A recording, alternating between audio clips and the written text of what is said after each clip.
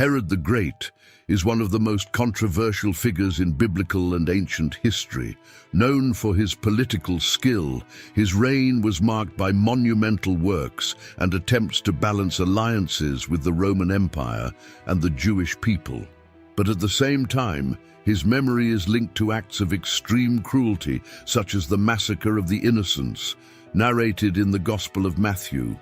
This is the story of a man who captured the throne of Judea with cunning, ruled with an iron fist, and left a legacy of glory and terror. Herod not only shaped the geography of the kingdom with his grandiose constructions, but also left deep scars in the memory of his people. From his humble origins in Idumea to his last days of torment and paranoia, we will learn about the most memorable moments of his career, the brightness of his victories, the shadows of his mistakes, and the lessons that his life offers us. A story that mixes ambition, betrayal, and redemption, revealing the impact of a king who marked his name in history, for good and for bad. Subscribe to the channel for more exciting biblical stories and turn on the notification bell so you don't miss any videos. If you like the content, don't forget to send a thanks a lot. And if you want to support the channel even more, become a member and gain access to exclusive benefits. Herod was born around 73 BC in Idumea, an arid and little prestigious land south of Judea. It was a region of transition where cultures mixed and tensions constantly grew. Son of Antipater, an Idumean converted to Judaism, and Cypros of Arab origin, Herod carried in his blood the complexity of two lineages that for many seemed contradictory.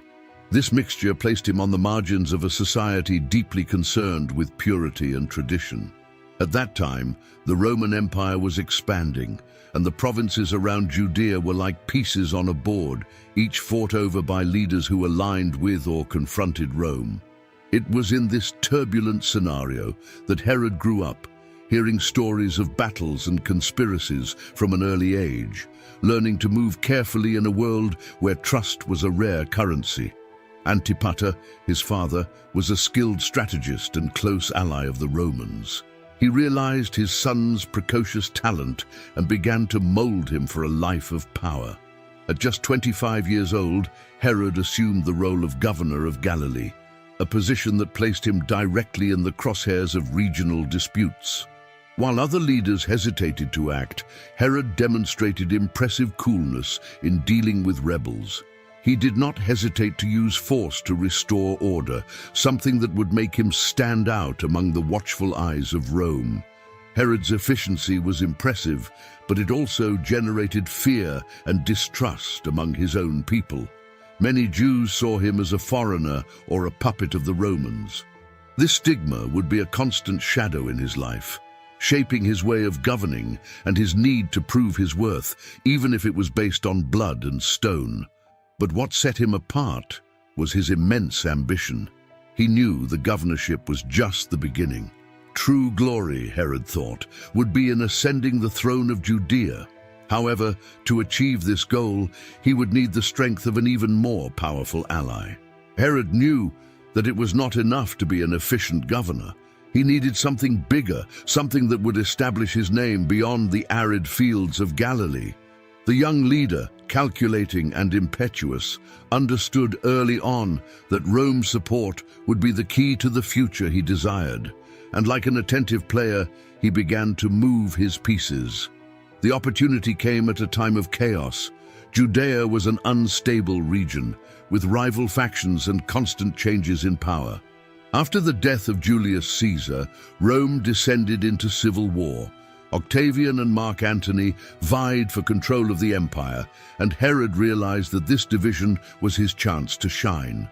He and his father, Antipater, declared support for the Romans, offering supplies and troops to Mark Antony, which quickly drew attention to the Idumean family's loyalty.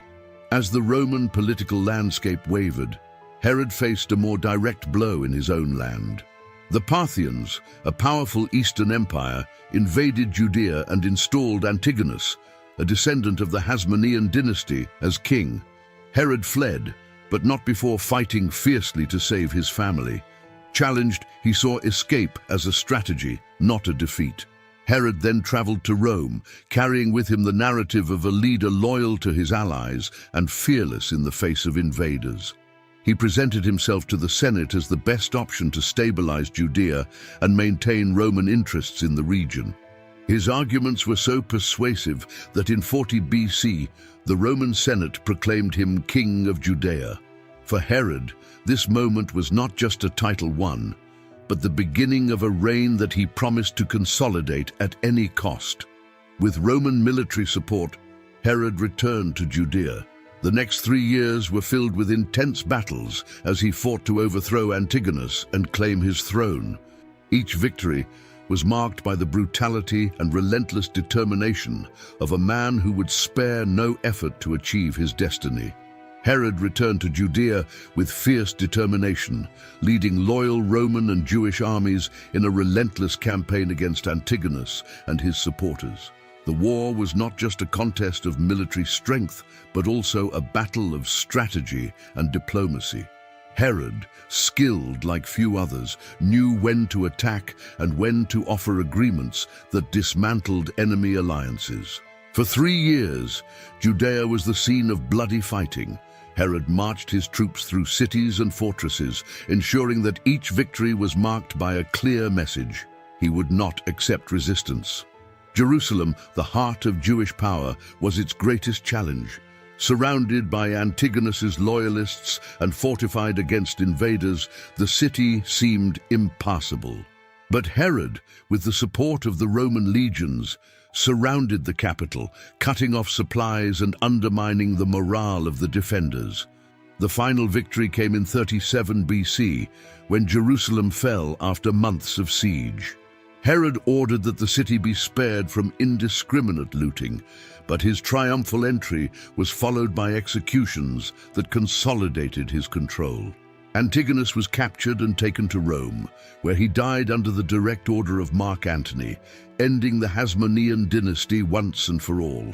Now Herod was not only the proclaimed king in Rome, he was the undisputed king in Judea. However, the throne he so desired came with unexpected challenges. Herod knew that the Jewish people, especially the religious elite, viewed his reign with suspicion. For many, he was a usurper, an Idumean supported by foreigners. In response, Herod began to shape his image as a ruler. He married Mariamna, a Hasmonean princess, seeking to legitimize his position in the eyes of the people. However, this alliance, which was supposed to bring stability, would soon become a source of tension and personal tragedy. Furthermore, the weight of political alliances also increased. Mark Antony, his most powerful ally in Rome, faced difficulties against Octavian. Herod needed to prepare for a new wave of intrigue, where his choices could mean either the prosperity or the destruction of his kingdom. Herod's reign was not only marked by conflict and political alliances, but also by the way he used architecture and infrastructure to consolidate his power. He understood that governing a region as complex as Judea required more than military strength. It was necessary to leave a visible mark, something that demonstrated his ability to lead and his connection to the traditions and aspirations of the people. Soon, Herod embarked on an ambitious building program. Jerusalem became the center of his projects. Among all his works, the most impressive highlight was the expansion and reconstruction of the temple in Jerusalem.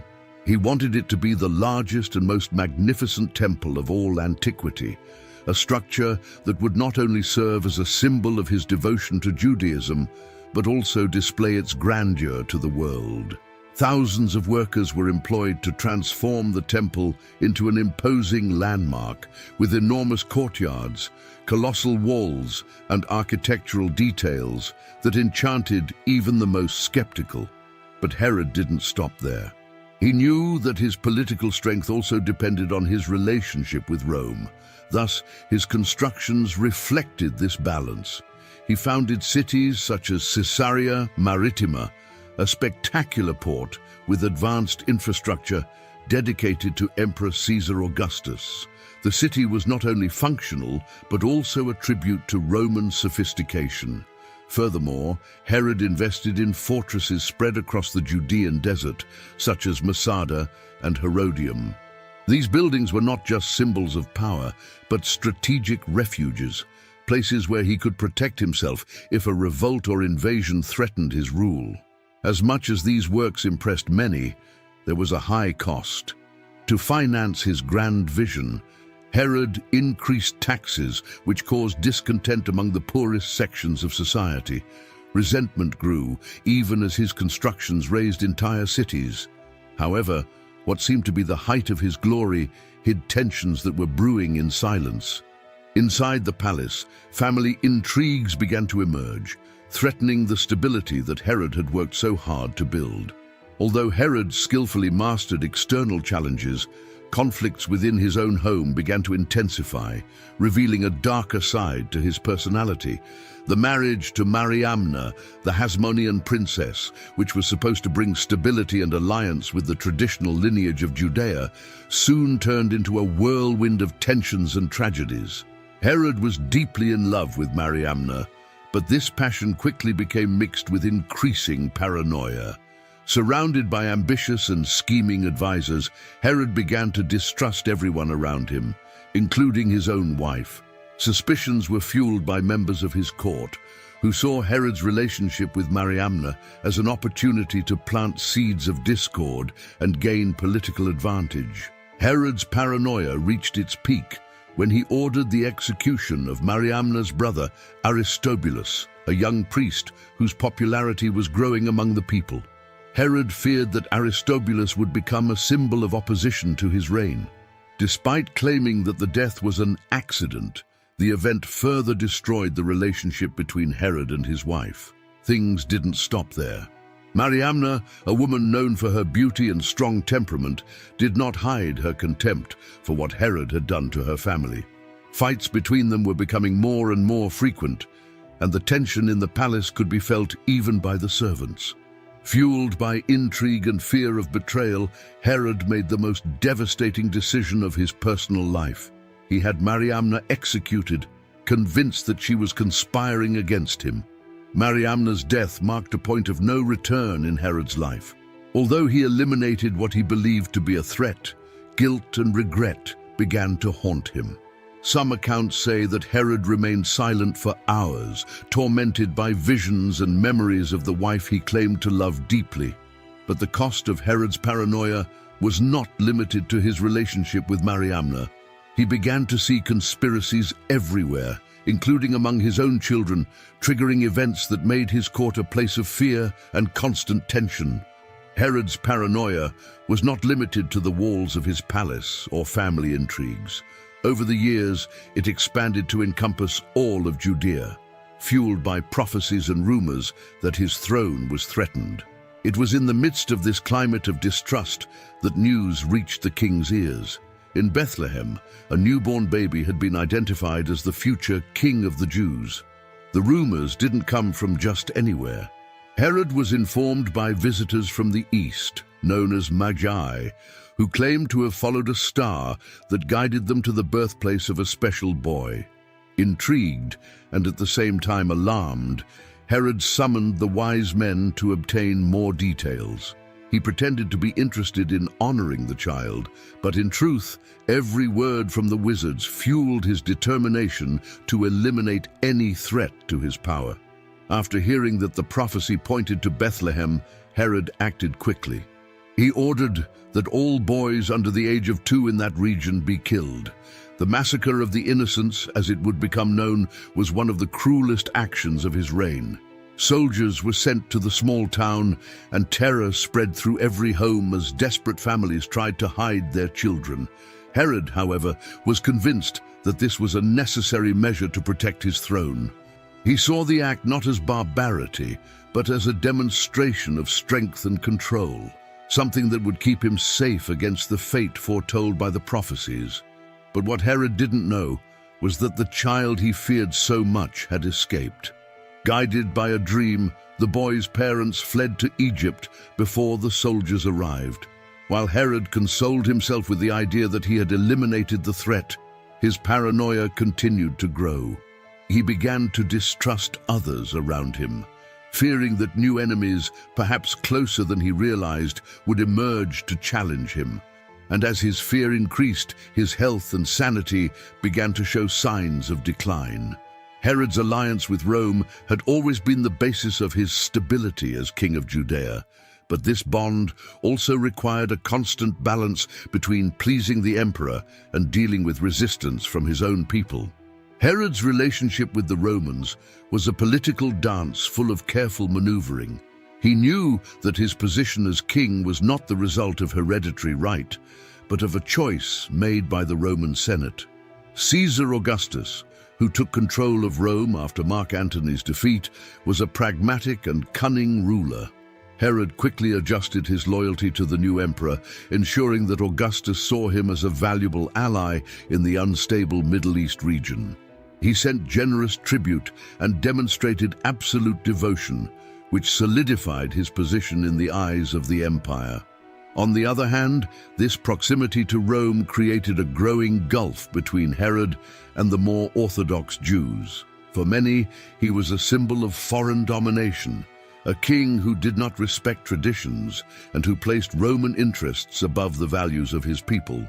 His political decisions often inflamed popular outrage, as when he built temples dedicated to Roman emperors or when he brought pagan statues to Judea in direct defiance of religious laws. Still, Herod was a strategist and knew how to alternate between concessions and repression. When necessary, he financed projects that benefited the population, such as the expansion of the Jerusalem temple, to calm tempers and reinforce his image as protector of the Jewish faith. But behind the scenes, he maintained iron control over any opposition movement. Spies were spread throughout the kingdom, and any suspicion of rebellion was suppressed with an iron fist. Despite all his efforts to maintain order, Herod felt that the threats to his rule were not just on the streets or among disgruntled religious leaders. They also seemed to be getting closer and closer within his own home, growing silent as he turned his attention to Rome. Herod's last years were marked by a shadow that grew over him, slowly but relentlessly. His body began to weaken, and a mysterious illness took over his health. The doctors who attended to him were unable to explain the origin of his suffering, but the symptoms were evident. Unbearable pain, constant fever, difficulty breathing, and an odor that seemed to emanate from his wounds. The king, once an imposing figure, was now hunched over, consumed by physical decay. For many, Herod's illness was not just a natural condition.